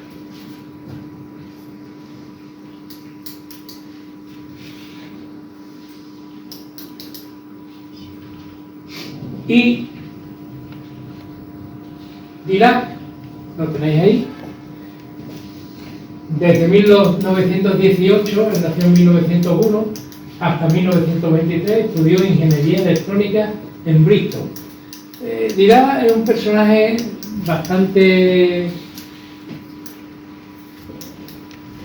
era bastante tímido, bastante discreto, no destacaba mucho. De hecho, era una persona que pasaba casi sin que nadie se diera cuenta de dónde estaba, pero que luego, pues desde el punto de vista matemático, a pesar de ser ingeniero, pues aportó una base fundamental a la mecánica cuántica. Fue el que demostró, uno de los que demostró, porque también Redinger participó, que demostró que la mecánica ondulatoria y la mecánica de matrices pues eran lo mismo. De hecho, tiene un libro, Principios de Mecánica Cuántica, que es importantísimo para todos los físicos que quieran conocer la física, que todavía se usa, que es donde establece las bases y los principios de la mecánica cuántica y todo el desarrollo. Principios de la mecánica cuántica. Él, toda la vida, él nació en Bristol y toda la vida, prácticamente desde que leyó la tesis hasta el final de su vida, en 1984, pues estuvo en la Universidad de Cambridge, en Inglaterra.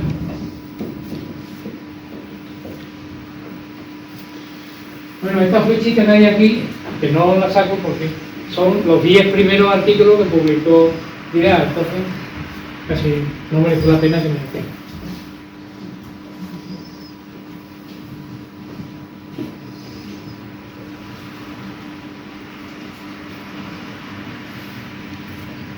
El título de la tesis, los principios de la mecánica.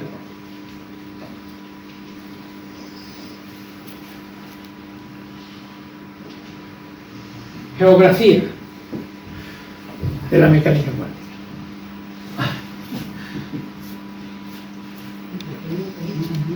Bueno, la geografía la tengo aquí diseñada con esta especie de mapa y con esta bola, que es donde nos dice que es precisamente en esta zona, picando un poquito aquí en Inglaterra y picando otro poquito en Francia, en París, pues donde, y en Austria, donde se desarrolla la mecánica. Esa es la geografía. Prácticamente es una producción de la lengua alemana, porque a los austriacos también los meten en el mismo paquete. ¿Y Copenhague no la tiene metido? Sí, claro que está. Está debajo, ¿no? Debajo de esa península que hay ahí. Bueno.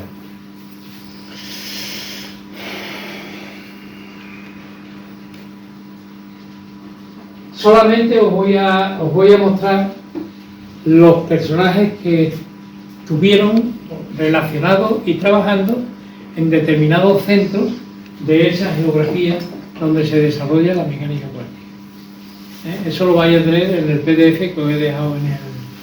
Entonces, por ejemplo, en Berlín,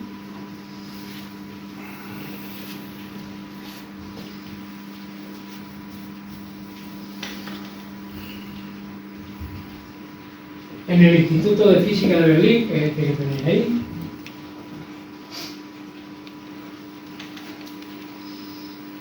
tenemos al primer director que hubo del instituto, que fue Helmholtz, que es ese señor, ese profesor que decía Planck que vaya tela a las clases que nos da, que no se las prepara, que no sé qué, que no sé cuánto. Luego el segundo, cuando Helmholtz se fue, el director fue Kirchhoff, y finalmente pues Planck. Planck estuvo de director del Instituto de Berlín en la Segunda Guerra Mundial. De hecho, tuvo algunos rifirrafes con los nazis, porque en su libro lo cuenta, ¿no? En el libro que tiene de su biografía, cuenta que él no se fue de Alemania porque si se hubiera ido, hubieran puesto a otro en su lugar que no hubiera desarrollado lo que él desarrolló. Es decir, que él se consideraba un dique frente a la avalancha nazi, y si él se hubiera ido, pues hubiera entrado como director del instituto nazi en vez de manera que se quedó. Fue una persona bastante castigada por la vida. Le quemaron la biblioteca varias veces, tuvo 3 hijos y uno se estrelló en un avión en la Segunda Guerra Mundial, el otro estuvo implicado en el intento de asesinato de Hitler, y lo cogieron y también lo está. Y luego una de las hijas, de las 2 hijas que tuvo, eran 4 hijos, una de las hijas pues murió en un parto, ¿no? Entonces fue una persona bastante desgraciada desde el punto de vista de la vida. Bueno, ¿quiénes estaban más en Berlín? Pues en Berlín tenemos a todos estos. A todos esos. Y esos que se están remarcando son los que de alguna forma tienen alguna relación con la mecánica cuántica. Que son pues Planck, Einstein, Born, John von Neumann, Wigner y Schroeder. Esos son. El resto pues eran termodinámicos, eran de otras áreas de conocimiento en el instituto, en el periodo en el que estamos hablando, que es el periodo que puede ir desde el 1905 o 6 hasta el 1927 o 28. ¿Y hay una mujer? Ahí hay una mujer que es Lise Meitner. Lise Meitner, que era discípula de Otto Hahn, que estuvo trabajando en la fisión nuclear. Lise Meitner.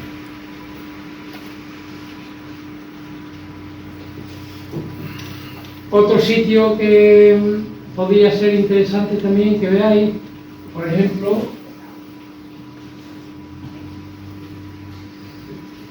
en Múnich, por ejemplo, que es donde estaba Sommerfeld, pues la Universidad de Múnich, tenéis ahí una fotografía actual, porque no he conseguido encontrar una de la época, pero vamos, no creo que haya variado mucho. Y aquí pues estaba Sommerfeld, Debye, Landé, bueno, estos son los más importantes, y los que están poniéndose en color, pues son los que están relacionados con la mecánica cuántica, que todos tienen una aportación a la mecánica. Prácticamente Sommerfeld, que es el que marcó la tendencia, ¿eh? Catalán. Sí, hay un catalán que tiene un nombre español, pero que no tiene nada que ver con el Cataluña.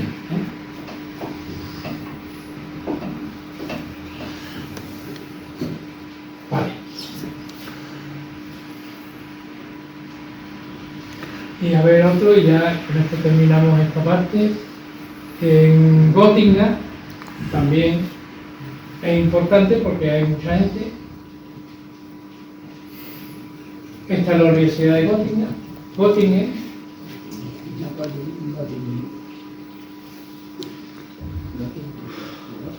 Ahí os he puesto a los primeros.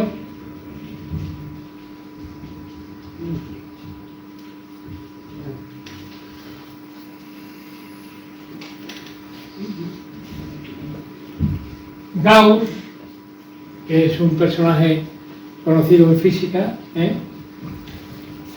sobre todo en el electromagnetismo. Weber, que es químico. Hilbert, que es un matemático. Klein, que es otro matemático. Y luego los que tenéis así con el color, este es Sommerfeld, que también estuvo en Göttingen. Los que tenéis en color son los que de alguna forma contribuyeron al desarrollo de la mecánica y que estuvieron en esa universidad. Se repiten algunos porque ya os he dicho que había una movilidad impresionante en esa época.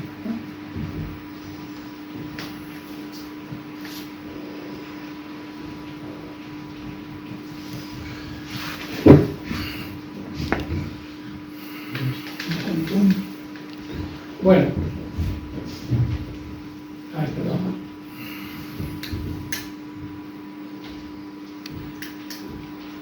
Quiero ir de aquí. Congresos. Esa era otra forma de relacionarse unos con otros. Ya os he dicho que el congreso más importante que se inauguró en el año 1911 fue el de Solvay, que era un empresario que se gastó el dinero en reunir a los mejores científicos de la época para una determinada cuestión.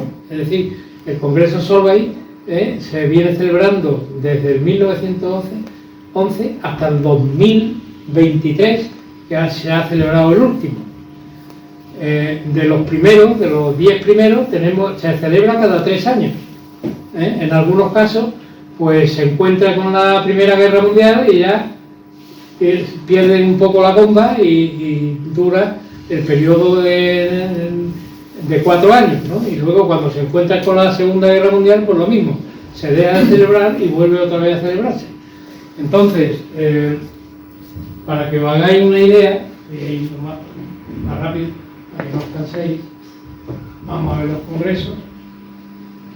Este es el NERSC, que fue el primero que organizó el primer congreso, Solvay, en el año es 1906. Las conferencias Solvay son una serie de conferencias científicas que vienen celebrándose desde 1911. Al comienzo del siglo XX, estos congresos reunían a los más grandes científicos de la época, permitiendo avances muy importantes en la física y en la química. Estos congresos en ese momento eran importantísimos porque, claro, el problema de la publicación de artículos en alemán, en danés, en inglés, en francés, porque claro, pues salvo que tuvieras un contacto físico con los participantes, o sea, con los profesores y con los investigadores, pues era casi imposible el entender bien lo que se publicaba. De manera que fueron importantísimos el reunir en petit comité a los científicos más importantes y que se conectaran unos con otros. De hecho, cuando veáis ahora las fotos de los primeros, pues veréis que son pocos, que son pocos y bien avenidos. Vamos. Este fue el primero, de 1911, y en este, pues, prácticamente todo estaba dedicado a la radiación y los cuantos. 1911. Aquí están Nernst, Goldsmith, Planck, Brillouin, Rubens, Solvay, Sommerfeld, Lorenz, Lindemann, todos son nombres. El hermano de Luis de Broglie, Maurice de Broglie, Nussen, Warburg, Perrin, Hassenhorst y Einstein y Langevin. Aquí tenemos al joven Einstein ahí chupando ruedas en ese momento. Pero como veis, y a una sola mujer, que es Marie Curie, que está desde el principio asistiendo a los congresos sobre. No, aburrida no, está atendiendo a Poincaré, que es otro físico matemático de la época, francés. Bueno, Marie Curie sabía francés y me imagino que polaco. No sé si alemán, pero de todas formas, en Centro Europa el ser multilingüe era muy común. No... Yo conocí una vez a un húngaro en un congreso que sabía 22 idiomas. Iba en el autobús, sí, una cosa bárbara, ¿no? Iba por ejemplo, estuvimos en Canarias en un congreso de cuántica y había gente de todos los países, de todas las cosas. Entonces nos llevaron a ver el Teide y esto, y entonces iba él en el pasillo del autobús andando por ahí y para abajo y hablando con uno y con otro, cada uno en su idioma. Sí, no, es que están acostumbrados, sabía, ya te digo, todos los idiomas parecidos los conocían. Bueno, este es el de 1911, este es el de 1913, el aspecto es diferente. En este caso, aquí tenemos a Marie Curie, que sigue estando ahí, presente, ella sola. Los demás son todos señores con sombrero, bigote y traje, pero son todos, pues Rutherford, Thomson, Lennart, me parece que es en fin, Einstein lo tenéis aquí también, ahí arriba. Este estuvo dedicado a la estructura de la materia, en el año 1913. Estamos a punto de llegar a la Primera Guerra Mundial, que es el 14, y entonces ya el siguiente congreso se celebra en el 21. Muy poco. Entonces en el 21 pues viene menos gente, porque ya han muerto algunos ya. Marie Curie la tenéis aquí. Ella sigue estando sola en esas reuniones, pero aquí siguen viniendo pues personas ya mayorcitos todos. Todos mayorcitos, pero todos habiendo aportado su contribución importante a la física. Todos ellos. Marie Curie. En el 24 también la cosa no... Y en la misma, ¿no? En la misma... Sí. En el mismo sitio, sí, en Bruselas. Fíjate, en la misma construcción, el mismo instituto, será el instituto... Sí. Los tenéis ahí. Bueno, los nombres los tenéis ahí también. Cuando hagáis el PDF lo veréis con más claridad. El más famoso de los congresos que hubo de Solvay fue el del 27, 24, que es este que viene aquí, el de 1927. Esta es una foto famosa que se publica en los periódicos y que sale por muchos sitios, ¿no? Aquí están todos prácticamente. Ya se han incorporado, pues, Pauli, que está aquí, Heisenberg, que está aquí, jovencito, Einstein sigue estando, Schrödinger, que también está, Debye, me parece que es este, Planck, que está aquí, Marie Curie, el siguiente, Kramer, el que está entre Marie Curie y que se parece mucho a Ramón y Cajal. No, ¿Quién es ese? Ese es... Ese. Ese es William Thomson. Que lo busque. William Thomson. Einstein, también lo tenéis ahí, sigue fumando todavía. Fumando y claro, ya no necesito, no voy a pasar. Porque interesante. Marie Curie, la primera. Bueno, esto es una foto. En el año 1930, pues ya ha cambiado un poco el escenario. Este está dedicado al magnetismo. Aquí tenemos otra vez a Marie Curie, que sigue todavía en el año 1930. Y este en el medio. Bueno, tenéis a Sommerfeld, que está también, tenéis a Lange, a Einstein, tenéis a Blas Cabrera, el primer español que aparece. Blas Cabrera, que era profesor de física en la Universidad Complutense de Madrid, en el año 1930. Blas Cabrera fue el que trajo de visita a Einstein a España, después, a los pocos años, y estuvieron haciéndole una especie como al rey emérito, ¿no? Un paseo por Madrid, por todos los laboratorios para que los viera y tal. Blas Cabrera. En el 1933 se estudia la estructura del núcleo atómico. Aquí hay ya 3 mujeres. Fijaros bien. Sí, sí. Está Marie Curie, está la hija de Marie Curie, y está Lise Meitner, que está aquí. Esto está dedicado al núcleo atómico, por eso está Lise Meitner. Y también está Otto Hahn, y están todos los que están dedicados al estudio del núcleo atómico. Marie Curie fallece en el año 1934, el 4 de julio, de manera que este fue el último congreso al que asistió.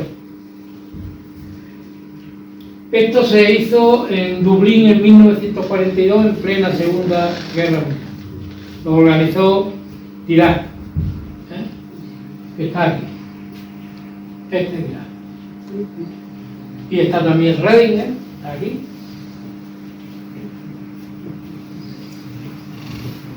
En 1948 está dedicado a las partículas elementales y sus interacciones.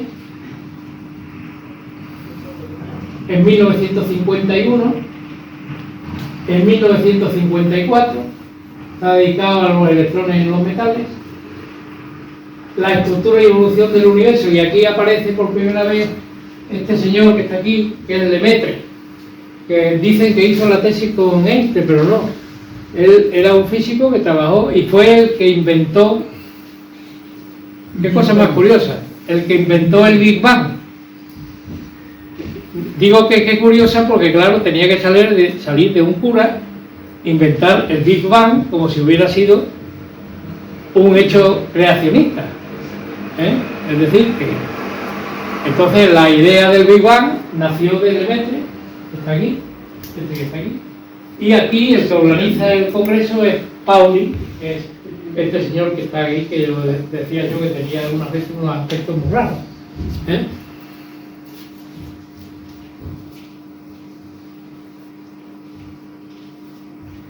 En el año 1961, que yo ya tenía 11 años, pues se celebra el congreso número 11. Lo tenéis aquí. Aquí ya me parece que no hay ninguna mujer. Siguen siendo hombres solo los únicos que interaccionan. Y esto os he traído el listado de los congresos que se han ido celebrando desde 1961, el 64, el 67, el 70, el 73,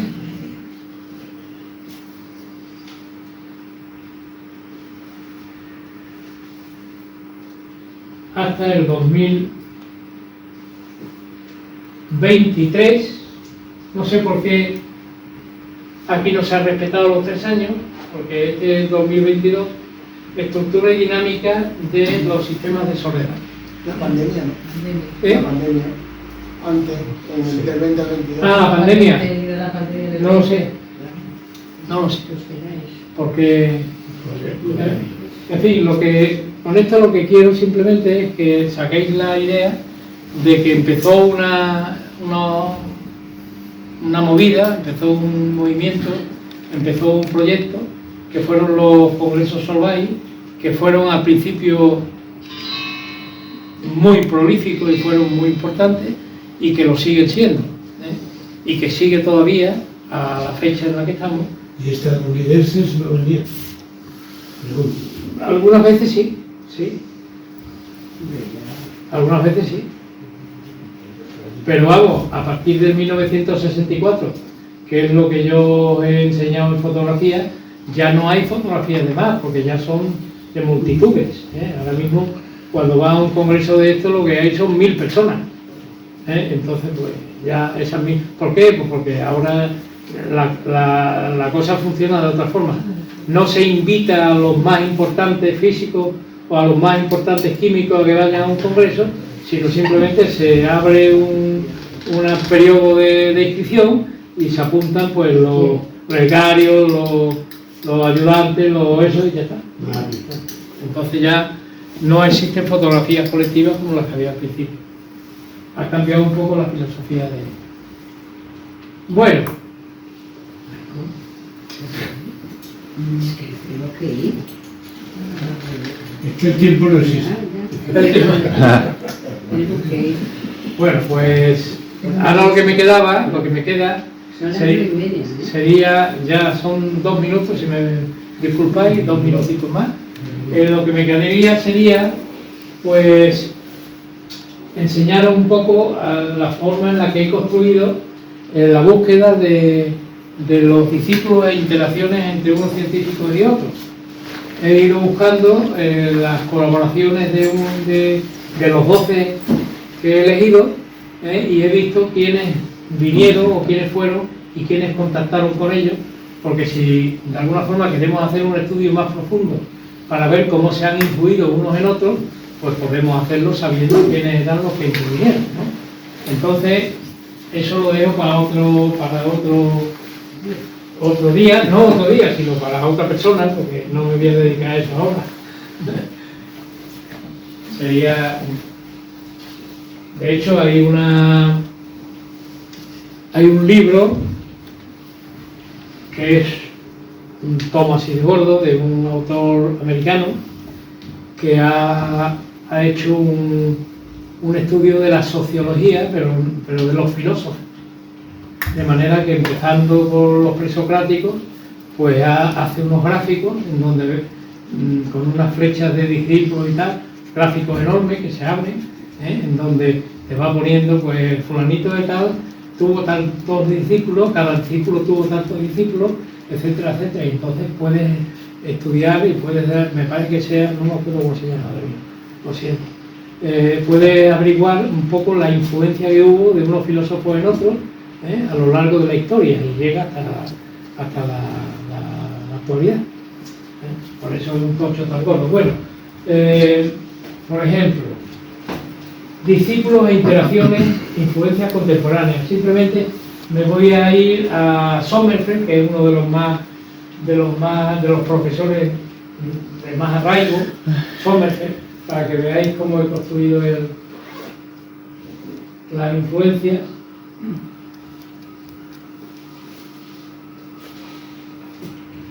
Fue uno de los profesores más prolíficos e influyentes en el desarrollo de la física moderna, especialmente en la mecánica cuántica y teoría del magnetismo. Enseñó en la Universidad de Múnich, donde formó una gran cantidad de físicos que luego realizarían contribuciones revolucionarias en diversas áreas. Muchos de los discípulos ganaron el premio Nobel y se convirtieron en pioneros de la física del siglo XX. Los discípulos más destacados de Sommerfeld fueron, pues, por ejemplo, Heisenberg, que ya lo hemos hablado, fue el premio Nobel de Física. Pauli, otro premio Nobel.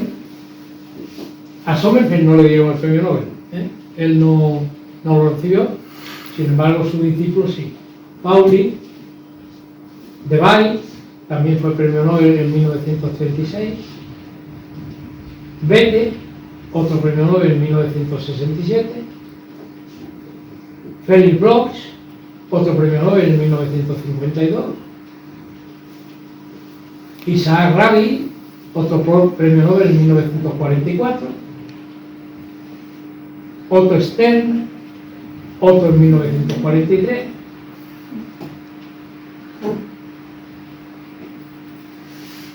Wigner, otro premio Nobel. Fijaros bien la plantilla de discípulos y de colaboradores que tuvo Sommerfeld. Pauling, que como he dicho antes tiene 2 premios Nobel.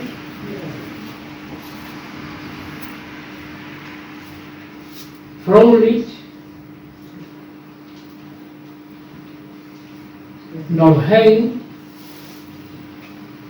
Landé,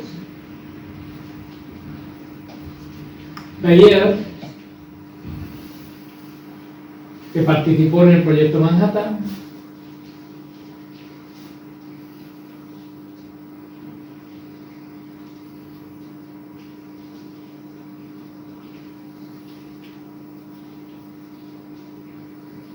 Heitler ya fue el primero que se dedicó a estudiar la estructura molecular, ya abandonó la formulación cuántica y ya se dedicó a estudiar la estructura molecular, y Walter Kohn, que le han dado el premio Nobel en 1998, es decir, hace 3 días. La influencia de Sommerfeld fue fundamental para el desarrollo de la física moderna y su escuela de Múnich fue un semillero de grandes mentes. Bueno, pues, con esto espero que os haya satisfecho, y si no, pues me encontraría un poquito. Ya está bien.